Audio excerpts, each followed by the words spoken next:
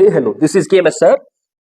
आज हम लेकर के आ गए हैं आपको केमिस्ट्री रसायन विज्ञान संभावित प्रश्न पत्र 2024। फिजिक्स का आपका एग्जामिनेशन हो चुका है और फिजिक्स के अंदर दो चार वीडियोस के अंदर जो हमने आपको बताया था ऑलमोस्ट पूरा पेपर फिजिक्स का वही आया है जो हमने आपको बताया है।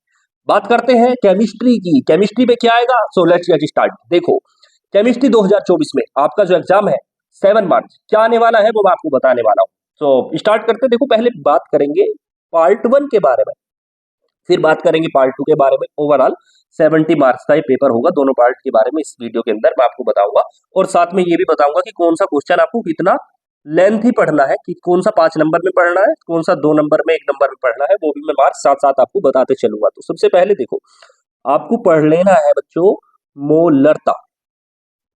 मोलरता पढ़नी है, मोलरता की परिभाषा और फॉर्मूला। मोल ललता पढ़नी है और मोल अंश पढ़ना है। एक एक नंबर के लिए ये डेफिनेशन 3 मैंने आपको बता दी। ठीक है, देखो इससे पहले मैं आपको पेपर बताऊं, एक बात आपको बता दूं कि केमिस्ट्री के अंदर जितनी भी मैं आपको बता रहा हूं टॉपिक, जैसे मोलरता मोललता, ये सब कुछ मैंने आपको पढ़ा रखा है। इन सब की जो वीडियोस है, मैंने आपको जितनी भी टॉपिक्स आपको मैं इंपॉर्टेंट बताऊंगा वो ऑलमोस्ट मैंने आपको बता रखे हैं, पढ़ा रखे हैं 2024 के लिए।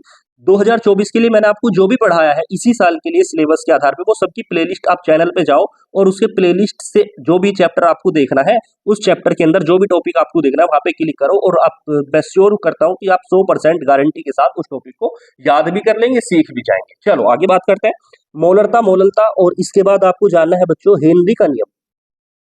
जैसे हेनरी का नियम आपको याद करना है, क्या करें, टॉपिक है वीडियो विलियन पार्ट के अंदर, वीडियो का नाम है हेनरी का नियम। उसमें 3D के माध्यम से मैंने आपको समझाया। सब ये आपको राउल्ट का नियम पढ़ लेना है और राउल्ट के नियम की साथ में सीमा भी पढ़ लेनी है। आगे चलते हैं। इसके बाद बच्चों आदर्श अनादर्श विलियन, आदर्श और अनादर्श विलियन को पढ़ लेना है। इसके अंदर धनात्मक ऋणात्मक विचलन भी होते हैं, वो आपको मालूम होने चाहिए।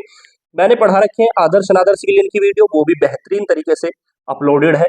और इसके बाद आप क्वथनांक में उन्नयन पढ़ लो, क्वथनांक में उन्नयन पढ़ लीजिए और साथ में परासरण के बारे में जानकारी ले लो, परासरण दाब क्या होता है।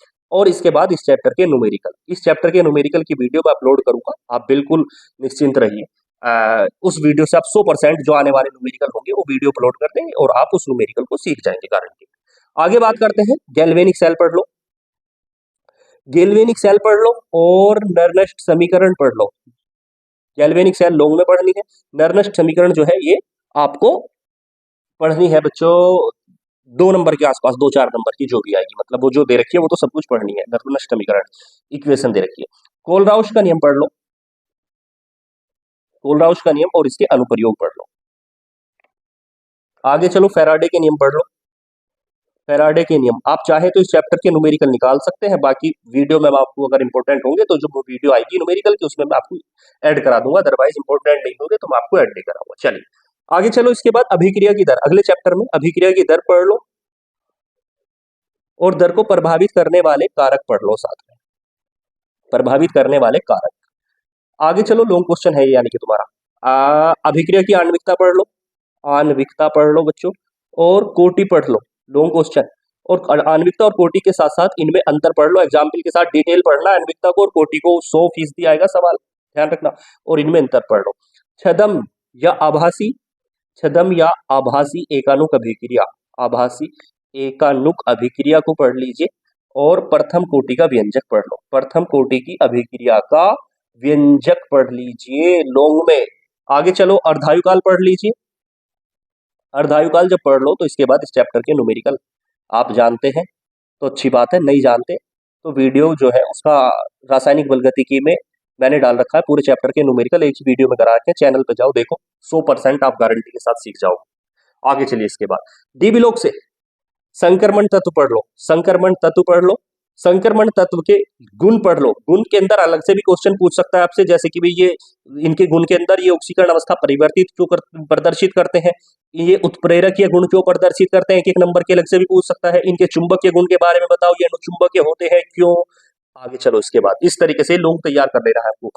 और एफ ब्लॉक के तत्व, एफ ब्लॉक के तत्व में एक सवाल आता है लेंथेनाइड संकुचन पर, लेंथेनाइड संकुचन पढ़ लो, आएगा लेंथेनाइड संकुचन या और साथ ही साथ एक्टेनाइड संकुचन। अगर वो लेंथेराइड संकुचन और एक्टिनाइड संकुचन के नाम से सवाल नहीं देता तो वो ये भी दे सकता है कि एफ ब्लॉक के तत्वों की जो परमाणु त्रिज्या होती है वो परमाणु क्रमांक बढ़ने के साथ साथ घटती है क्यों, तो उसका रीजन भी, उसका आंसर भी यही वाला होता है। ठीक है, आगे चलो इसके बाद अब बात करते हैं कोऑर्डिनेशन कंपाउंड की। उप सहसंयोजक यौगिक में आपको टर्म पढ़ लो, टर्म मैंने पढ़ा रखी है, और उभयदंती लिगेंड की परिभाषा पढ़ लो, उभयदंती लिगेंड पढ़ लो, ऑक्सीकरण संख्या निकालनी आनी चाहिए, वीडियो में सब कुछ सिखा रखा है, डोंट वरी अबाउट इट। और आईयूपीएससी आएगी, आईयूपीएससी मैंने इतनी बेहतरीन तरीके से सिखाई है, वीडियो देखोगे। अच्छा, ये ध्यान रखो, कोऑर्डिनेशन कंपाउंड की जो मैंने पढ़ा रखा है उसकी पूरी प्लेलिस्ट जाओ, उप सहसंयोजक यौगिक की, उप सहसंयोजक यौगिक की पूरा देख लो, 100% आप जबरदस्त तरीके से वहां पे याद भी करा रहा हूँ वीडियो में, इसी साल के लिए वो प्लेलिस्ट मैंने तैयार करी है। आगे चलो, आईयूपीएससी पढ़ लो, इसके अंदर से कीलेट की परिभाषा पढ़ लो और कीलेट प्रभाव पढ़ लेना, वीबीटी पढ़ लेना और उसके आधार पर पढ़ लेना वीबीटी के आधार पर चुंबकीय गुण, ये अनुचुंबकीय क्यों होते हैं और इन पे कौन सा संकरण होता है। चलिए, इस तरीके से 35 नंबर का ये पोर्शन आपका कवर हो गया। जो जो मुझे पढ़ाना है वो मैं बाद में आपको एक्स्ट्रा जो कवर कराना है वो मैं आपको करा दूंगा। फिलहाल ये क्वेश्चन जो है वो आपके प्रिपेयर हो गए, आप वीडियो देखो, प्लेलिस्ट देखो और वहां से सब कुछ आप 100% तैयारी कर लेंगे। इसके बाद आगे चलते हैं बच्चों पार्ट नंबर सेकंड के अंदर। पार्ट सेकंड में देखो, जो हेलो एल्कीन होती है, हेलो एल्कीन बनाने की दो विधि पढ़ लो, लगभग लगभग अगर पेपर में आएगी तो दो विधि तो आएंगी ही कम से कम। मार्कोनिकोव का रूल पढ़ लो, मार्कोनिकोव पढ़ लो, एंटी मार्कोनिकोव पढ़ लो साथ में, और SN1 रिएक्शन, SN2 रिएक्शन पढ़ लो, और वोल्टेज रिएक्शन पढ़ लो, और फिटिंग रिएक्शन पढ़ लो, विलोपन अभिक्रिया पढ़ लो। विलोपन अभिक्रिया को बीटा एलिमिनेशन के नाम से भी जानते हैं या विहाइड्रो हेलोजनीकरण के नाम से भी जानते हैं। आगे चलिए, एल्कोहल बनाना, एल्कोहल बनाने की विधियां पढ़ लो, कम से कम 2 मेथड तो जान लो। औद्योगिक विधि पढ़ लो, और एस्टरीकरण पढ़ लो, मैंने बहुत ही बेहतरीन तरीके से पढ़ा रखा है, वीडियो में जाओ देखो। निर्जलीकरण पढ़ लो, निर्जलीकरण। आगे चलो, इसके बाद फिनोल बनाने की विधियां, मान के चलिए ये भी 100% आने वाली है। फिनोल बनाने की विधियां, फिनोल बनाने की विधियां आपको पढ़नी है, 4 विधि पढ़ाई है मैंने, चारों विधि पढ़ लो, लॉन्ग क्वेश्चन निकलेगा। गुण पढ़ लो, इसके अंदर राइमर टाइमन रिएक्शन, राइमर टाइमन रिएक्शन पढ़ लो, कोलबे अभिक्रिया पढ़ लो, फ्रीडल क्राफ्ट पढ़ लो, फ्रीडल क्राफ्ट हो गई। और ईथर बनाने की विधि के अंदर एक विधि है ईथर बनाने की, विलियम संश्लेषण, वो मैं आपको बता दूंगा, विलियम संश्लेषण। बाकी सब कुछ जो प्लेलिस्ट है मौजूद, अगर कोई प्लेलिस्ट आपको ना मिले तो आप मुझे कमेंट भी कर सकते हो।